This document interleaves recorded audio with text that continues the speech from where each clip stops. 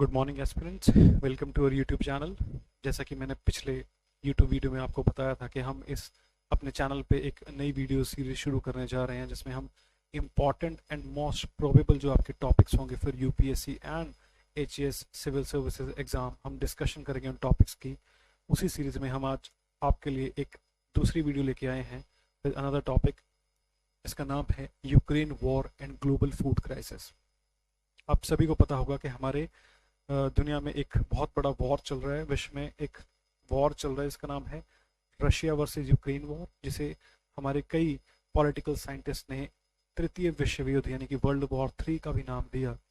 तो apart from other consequences जो इस वॉर के इस दुनिया में चल रहे हैं, आज हम बात करेंगे एक स्पेशल कॉन्सिक्वेंस की जिसका नाम है ग्लोबल फूड क्राइसिस। के हमारे पूरे विश्व में इस वॉर के चलते एक ग्लोबल फूड क्राइसिस आ चुका है, एक फूड इनसिक्योरिटी हो चुकी है, खाद्य असुरक्षा हो चुकी है।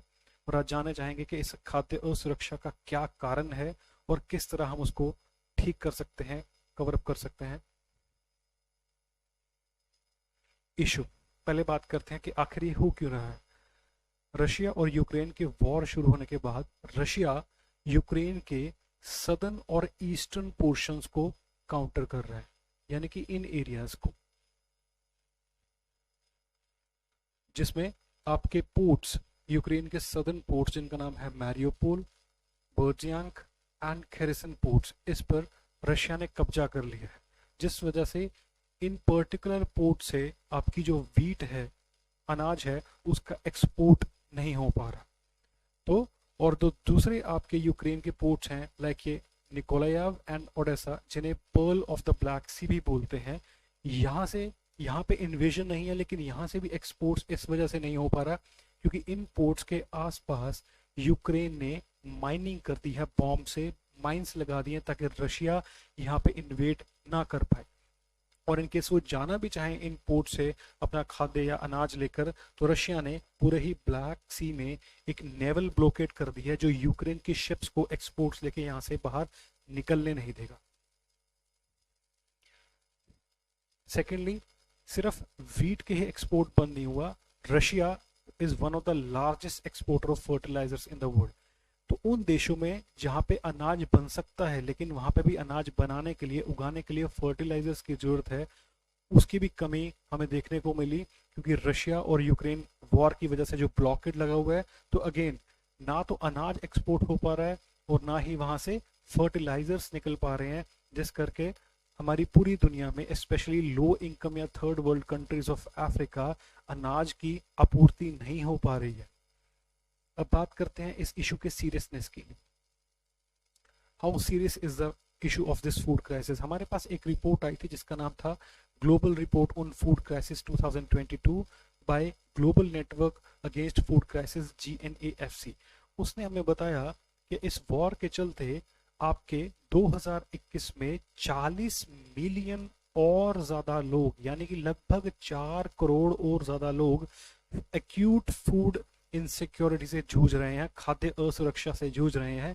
यानी कि अब उनकी गिनती बढ़कर पूरे विश्व में 193 मिलियन हो चुकी है। 193 मिलियन लोग अब फूड इनसिक्योरिटी के साथ जी रहे हैं 53 कंट्रीज में due to this war. This is the seriousness of this issue. अब हम बात करते हैं ज्योग्राफिकल एंगल की कि आखिर क्यों इन रीजन्स पे इतनी ज्यादा डिपेंडेंस है हमारी। जो आपका यूक्रेन, सदर्न यूक्रेन और जो आपका रशिया वाला पार्ट है, it is under the temperate grasslands area. अगर हम ज्योग्राफिकल एंगल से देखें तो आपका ये जो एरिया है, स्टेपीज बोलते हैं जिनको, ये टेम्परेट ग्रासलैंड्स हैं जहाँ पे वीट कल्टीवेशन बहुत ही ज्यादा अमाउंट में होती है। यहाँ की टेम्परेचर, यहाँ की क्लाइमेटिक कंडीशंस कुछ ऐसी हैं कॉन्टिनेंटल क्लाइमेट होने की वजह से कि ये पहले ग्रासलैंड्स हुआ करते थे जिन्हें टेम्परेट ग्रासलैंड्स हम बोलते हैं, which is different from tropical grasslands like savannas of Africa.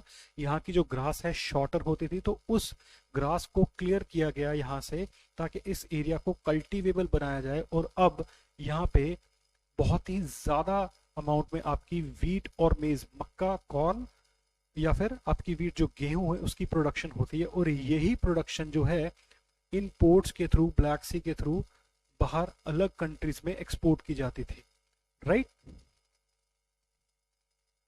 अब इंपॉर्टेंस क्या है जिसकी हम बात कर रहे थे, आपका जो रशिया और यूक्रेन है, it accounts for more than a quarter of the world's wheat supplies, यानी कि 25% ऑफ द व्हीट सप्लाईज जो है आपका रशिया और यूक्रेन करता है पूरे वर्ल्ड को। अगर मैं रशिया के शेयर की बात कर जाऊं व्हीट की, तो इट इज 20% इन एक्सपोर्ट्स और यूक्रेन का लगभग 8%, यानी वर्ल्ड के टोटल व्हीट एक्सपोर्ट्स में आपका जो रशिया है उसका हिस्सा जो है 20% है और यूक्रेन का 8%, यानी कि मोर देन ए क्वार्टर, 25% से भी अबव जो है डिपेंडेंस है आपकी वर्ल्ड की रशिया और यूक्रेन के इन ग्रासलैंड्स की, जहां से ये व्हीट मैकेनाइज तरीके से बन के निकल कर आते हैं। यानी कि लगभग 50 कंट्रीज इस देश की आपके रशिया और यूक्रेन की इन व्हीट सप्लाईज पे डिपेंड करती है। अब बात करते हैं वे फॉरवर्ड की कि कैसे इस इश्यू को ठीक किया जा सकता है, कैसे इस चीज को सुधारा जा सकता है। सबसे पहला तो यही है कि यूक्रेन और इसके अलाइज जो हैं उनको स्पेशली इस केस में जहां पे इनके वॉर की वजह से बाकी कंट्रीज में फूड इनसिक्योरिटी हो रही है और लोगों को खाद्य असुरक्षा का सामना करना पड़ रहा है, तो इनको अपार्ट फ्रॉम द वॉर इस वॉर को डीहाइफनेट करके एक डील करनी चाहिए ताकि एटलीस्ट उन लोगों की जान खाद्य असुरक्षा की वजह से ना जा सके।